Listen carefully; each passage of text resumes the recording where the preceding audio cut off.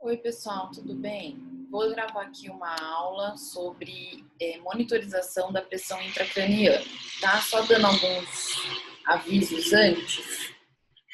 Toda segunda-feira eu vou estar com vocês, das 8h25 até as 11h15, então no horário de aula de vocês, para falar, tirar dúvidas, né? Ajudar vocês com os exercícios. Quem já fez o exercício de catéter de artéria pulmonar, muito obrigada. Quem não fez, pode fazer até essa semana, tá? E após essas aulas, também estou deixando aqui uma atividade relacionada ao tema pressão intracraniana, então vocês terão até a próxima semana para fazer e tirar dúvidas conforme foi passando os dias, certo? Então aqui eu vou compartilhar a tela com vocês, tá? São os meus slides. Depois também posso deixar disponível para vocês, se vocês quiserem. Então, hoje a gente vai falar da monitorização de pressão intracraniana, certo? Então, a primeira coisa que a gente tem que se lembrar, pessoal, é que essa monitorização, ela só é realizada no paciente internado em unidade de terapia intensiva, tá? Na UTI. Por quê? Porque ela necessita de um catéter que fica inserido no cérebro do paciente e a outra ponta fica conectada a um monitor multiparamétrico, te dando o valor da pressão intracraniana, tá? Então, se o paciente não tiver o catéter, não tem como o profissional saber o valor de pique, certo? Então, a pique, que é a pressão intracraniana, ela é definida como a pressão exercida dentro da caixa craniana, que é o osso, certo? O crânio. Ou seja, o crânio não é flexível, então essa pressão ela tende a manter-se equilibrada, tá? Os valores de referência são entre 5 e 15 milímetros de mercúrio, lembrando que em algumas situações clínicas, no adulto, a gente pode considerar até 20 milímetros de mercúrio, tá? Mas na criança, no máximo 15 sempre. É uma pressão pulsátil e ela oscila muito também, dependendo do ciclo respiratório e cardíaco, e ela também pode mudar em situações patológicas, tá? Ela é determinada pela ocupação dentro da caixa craniana. Então, o que tem dentro da caixa craniana? Nós temos 3 fatores principais. O cérebro ocupando 80%, né, do espaço aí com o parênquima, o sangue ocupando 10% e o líquor, que é o líquido cefalorraquidiano, ocupando outros 10% com aproximadamente 150 ml. Então, ela é uma pressão que vive em estado de equilíbrio com a atmosfera e ela vai depender muito do posicionamento do paciente, né, e da pressão arterial também, como vocês vão ver aqui na aula. Um outro ponto importante para ser definido é o fluxo sanguíneo cerebral, também chamado de FSC. Então, esse fluxo sanguíneo cerebral é o quanto de sangue entra dentro do cérebro para fazer a perfusão. Então, a gente sabe que o cérebro, como todo outro órgão do nosso organismo, necessita de glicose e oxigênio para manter as funções vitais, né? Fazer o metabolismo, respiração celular, gerar energia e continuar aí com as suas funções e sinapses, tá? Então, o fluxo sanguíneo é o que vai fornecer essa quantidade de oxigênio e glicose ao cérebro e é bem expressiva. Então, para vocês terem uma noção, o cérebro sozinho, ele consome 20% de todo o oxigênio que o paciente respira, tá? Então, é um órgão muito dependente de oxigênio para continuar nas suas funções. Pessoal, assim como outros parâmetros, como débito cardíaco e pressão arterial, o fluxo sanguíneo cerebral, ele também tem essa fórmula aqui, tá? Então, a fórmula nada mais é de como a gente entende esse parâmetro. Então, o que a gente vai entender aqui? PPC, o que é PPC? Significa pressão de perfusão cerebral, tá? Tá aqui embaixo.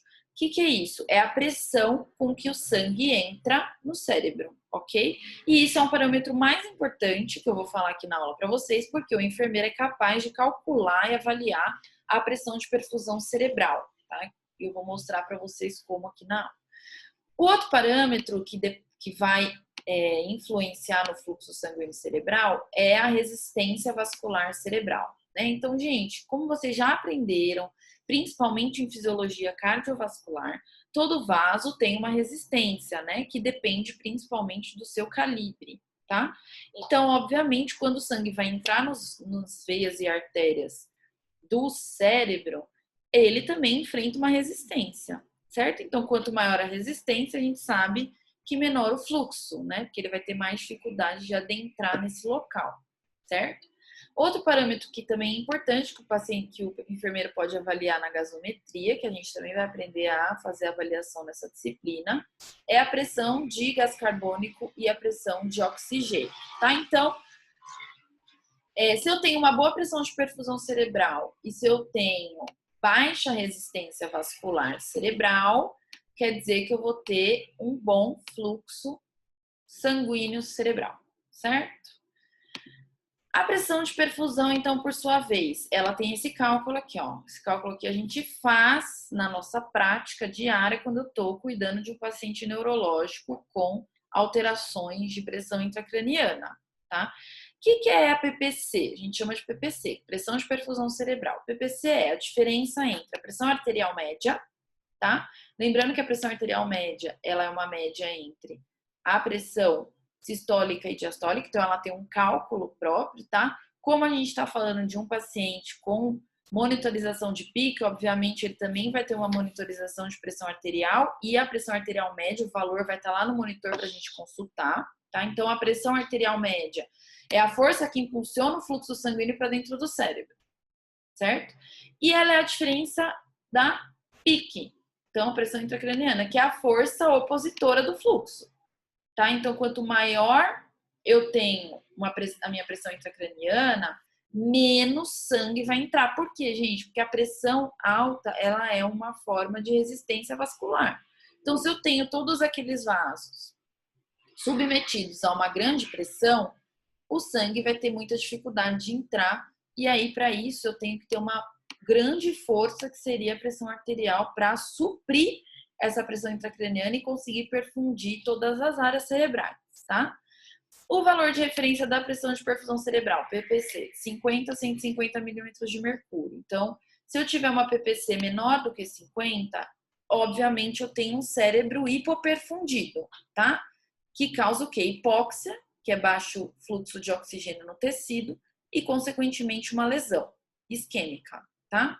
Se eu tenho uma PPC acima de 150, também não é benéfico, porque eu tenho uma pressão muito grande que vai fazer com que ela vença essa resistência e vai fazer com que o fluxo sanguíneo cerebral aumente demais no cérebro do paciente. Vai ter muito sangue, onde tem muito sangue, eu tenho extravasamento de líquido pelo aumento da pressão hidrostática do sangue. Esse extravasamento de líquido vai causar um edema no parênquima cerebral. O edema é muito grave, como eu vou falar aqui para vocês, porque ele pode desencadear uma encefalopatia e até a morte cerebral. O paciente que está internado lá para fazer uma avaliação de pressão intracraniana, normalmente ele está internado porque ele tem risco ou já apresentou uma hipertensão intracraniana, tá? Que a gente chama de HIC.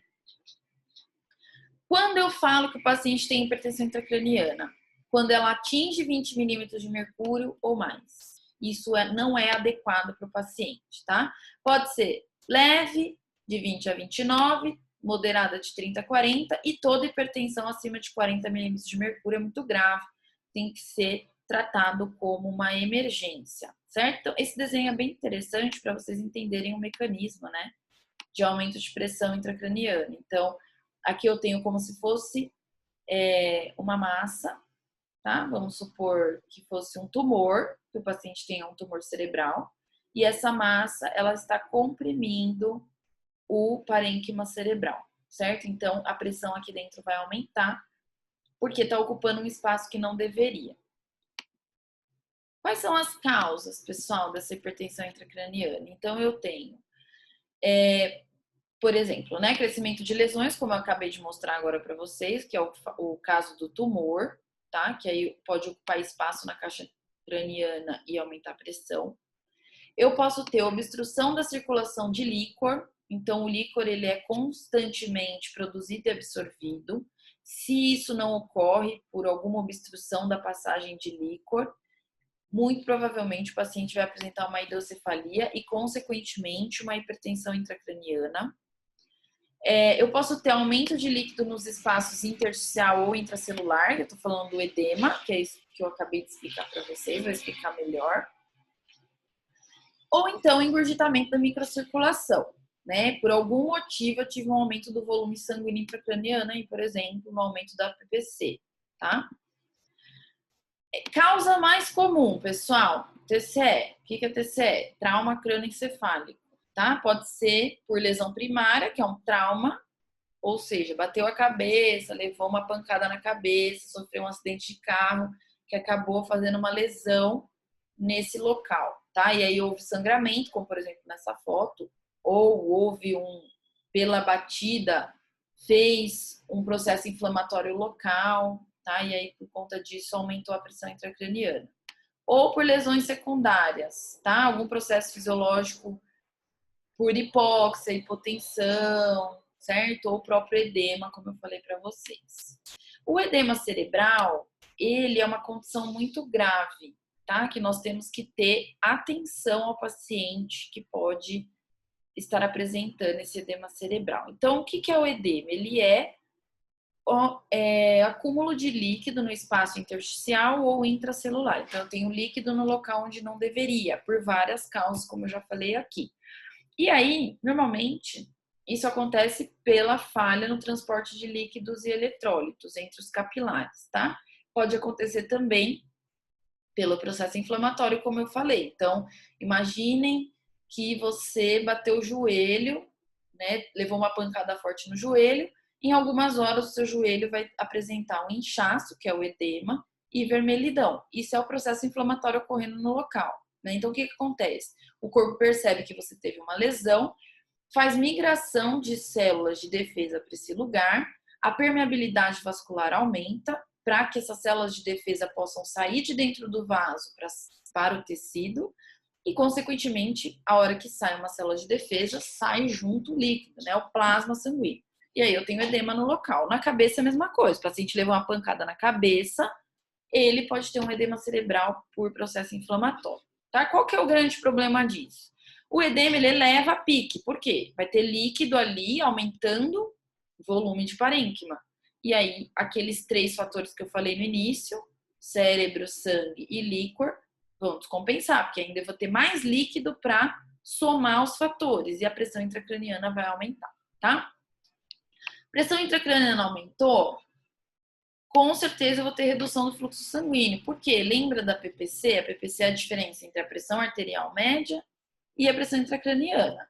Se eu tenho uma pressão intracraniana muito alta, a pressão arterial não consegue fazer a entrada de sangue no cérebro, porque ela não consegue superar essa pressão, certo? Vocês aprenderam bastante em bioquímica que normalmente tudo se move no nosso corpo por diferença de pressão ou concentração. E a corrente sanguínea toda é por diferença de pressão, certo? Pelo bombeamento cardíaco. Então, por mais pressão que tenha após o bombeamento cardíaco, eu tenho uma pressão intracraniana muito alta, o que faz com que a resistência aumente e esse fluxo sanguíneo não chegue para o cérebro adequadamente. E aí eu vou ter baixa perfusão, hipóxia, né, que é baixo teor de oxigênio no tecido.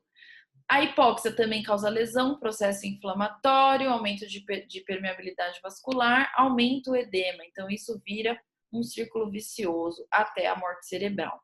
Para que isso não ocorra, ele tem que ser impedido, tá? Por alguns mecanismos que são compensatórios fisiológicos, mas principalmente por medidas terapêuticas para que não ocorra a interrupção total do fluxo sanguíneo e aí, né, morte cerebral, tá? Vou mostrar aqui para vocês o que deve ser feito mais para frente. Sinais e sintomas de hipertensão intracraniana, pessoal. Então, primeiro, cefaleia, tá? Dor de cabeça. Então, importante vocês saberem. Quando o paciente dorme, ele tem um posicionamento diferenciado, né? Então, dependendo do decúbito que ele ficou, da altura da cabeceira, se não foi adequada, ele pode ter dificuldade do retorno venoso, certo? E aí, se o retorno venoso não está adequado, eu vou ter acúmulo de sangue, que entra naqueles 3 parâmetros que eu havia falado anteriormente, e aí a quantidade de sangue aumenta, aumento da pressão intracraniana durante a noite. Além disso, a gente tem também um aumento da pressão parcial de CO2 pela depressão respiratória que ocorre durante o sono. Quando a gente está dormindo, nossa frequência respiratória tende a diminuir. Então, a gente tem uma troca menor, o que aumenta a concentração de gás carbônico, tá? E essa acidose também colabora para o aumento de pressão intracraniana. E aí, o que acontece? O paciente acorda de manhã com uma cefaleia intensa, tá? Se queixando de muita cefaleia. E é muito grave, não é qualquer cefaleia. É uma cefaleia muito intensa, tá? Normalmente o paciente vai te dar aí um grau de dor de 8, 9 ou 10, quando se trata dessa cefaleia por hipertensão intracraniana. Além disso, se eu tiver compressão do hipotálamo, por exemplo, tá, gente? Vejam, a pressão intracraniana aumentada, ela pode ter lesão em qualquer área cerebral. Então, dependendo da lesão, aonde é, né, dessa área, vou ter diferentes sinais e sintomas, tá? Então, isso é importante. Então, não quer dizer que todo paciente com hipertensão intracraniana vai ter vômito, porque comprimiu o hipotálamo, que é o centro do vômito, e ele vomitou. Não. Quer dizer que alguns pacientes que tenham compressão do hipotálamo apresentarão vômito, mas nem todos terão. Vão ter outros que podem ter compressão do tronco cerebral, da ponte, do bulbo e assim por diante. E aí eu vou ter diferentes sinais e sintomas. Então, esses são os mais comuns que vocês devem ficar atento com o paciente de vocês, tá? Então, o vômito normalmente é em jato por essa compressão, aí náuseas também podem acontecer. Distúrbios visuais, né? Então, isso que eu tô dizendo. Se eu tenho um edema que vai causar compressão, principalmente do nervo óptico, certo? O que vai acontecer? Eu vou ter embaçamento de visão, visão turva.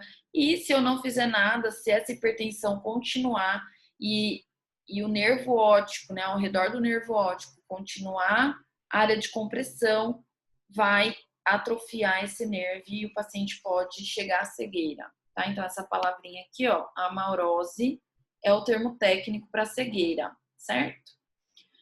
Além disso, né, o que é bem comum é a alteração do nível de consciência, tá? Então, vocês estão aprendendo aí em ACPE fazer o Glasgow do paciente, né? Então, se o paciente não tiver sedado, obviamente, você pode aplicar o Glasgow. Não só pode, como deve, tá, pessoal? Para todo paciente neurológico, a gente tem que fazer, principalmente grave, o Glasgow de 2 em 2 horas e avaliar se ele, em que grau que ele tá, né? Então, por quê? O paciente pode começar com uma agitação, confusão, e aí até evoluir para uma prostração e coma, certo? Principalmente pela redução do fluxo sanguíneo devido ao aumento de pressão e a diminuição da pressão de perfusão cerebral. Além disso, o paciente pode apresentar convulsões, tá?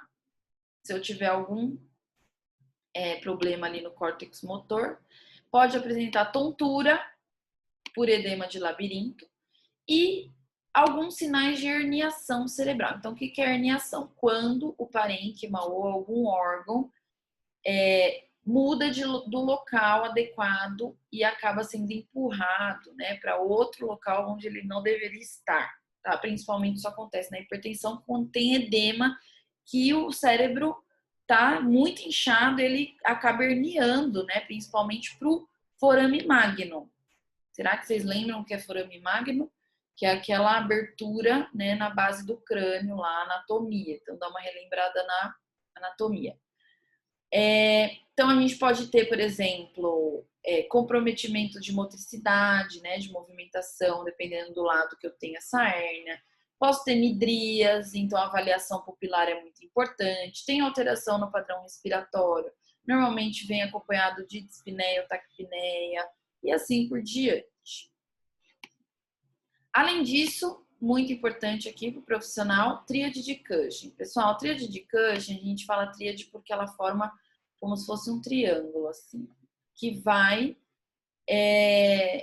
São 3 sinais, tá? Eu falo 3 sinais porque eu posso observar, o paciente não precisa me contar, porque eu vou saber só de olhar o monitor dele. Então, quais são esses 3 sinais que eu vou identificar? Hipertensão arterial, então o paciente começa a ficar hipertenso do nada, então ele estava lá deitadinho, daqui a pouco o monitor apitou, o paciente com 160% de pressão e aumentando. Além disso, bradicardia, então o débito cardíaco do paciente ele acaba aumentando. Isso tudo, gente, por sinais errôneos, tá? Então pensem num cérebro demasiado comprimido, herniado, que está mandando liberar um monte de substância assim, do sistema autônomo simpático, por exemplo, adrenalina. E, né, porque a gente sabe que lá no cérebro nós temos os centros vasopressores, lá no tronco cerebral. Então, quando eu tenho isquemia desse local, principalmente, eu vou ter liberação desses influxos autonômicos, tá? Que seria o sistema simpático, principalmente. Vai ter aumento de débito, que causa a bradicardia, né? Que é um mecanismo compensatório. Lembra-se? O débito cardíaco, ele é dependente de volume sistólico vezes frequência. Então, se eu tenho um aumento de débito cardíaco, o corpo tende a fazer bradicardia para compensar. Vou ter aumento da pressão arterial, principalmente pela liberação das substâncias adrenérgicas e alteração no padrão respiratório. Por quê, gente? Porque eu estou falando de uma isquemia ou de uma compressão no tronco cerebral. O que tem no tronco cerebral? Ponte bulbo. O que é o bulbo? Centro respiratório. Então, se o bulbo está comprimido, o centro respiratório está comprimido e aí o paciente não vai ter uma frequência respiratória adequada, tá? Então, o paciente apresentou esses 3 fatores, pode correr, que é uma emergência, ele está grave, com uma hipertensão intracraniana muito grave. Então, pessoal, vou terminar esse vídeo para que ele não fique muito longo, certo? Então, vocês podem assistir o próximo vídeo que eu vou finalizar essa aula, tá? Muito obrigada e até a próxima.